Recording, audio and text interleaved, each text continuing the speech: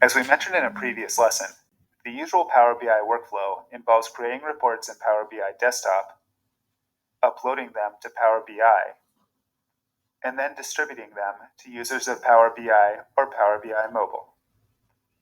Power BI Desktop provides the ability to create a phone-optimized view of your reports before you upload them to the Power BI online service.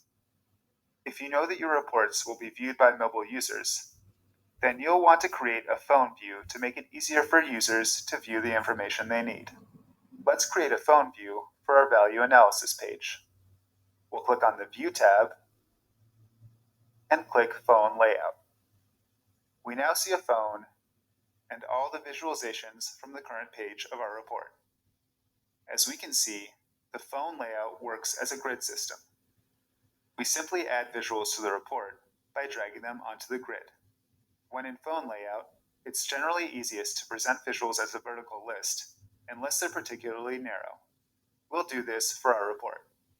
Let's assume our users want to see our slicers first. We'll drag the fee earner slicer to the top of the page and resize it to fit the width. Next, we'll put the date slicer underneath it. We'll now add our charts, starting with value by fee earner. We'll resize the chart to show the correct information. We'll then add value by client, again resizing the chart.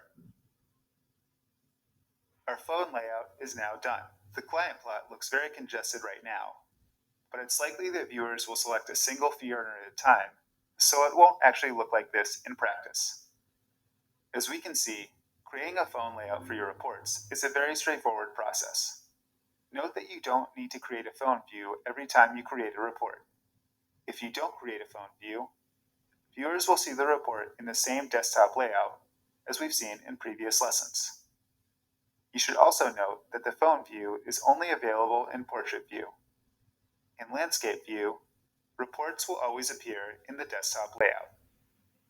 In the next lesson, we'll look at how to save our work and upload our report to the Power BI online service.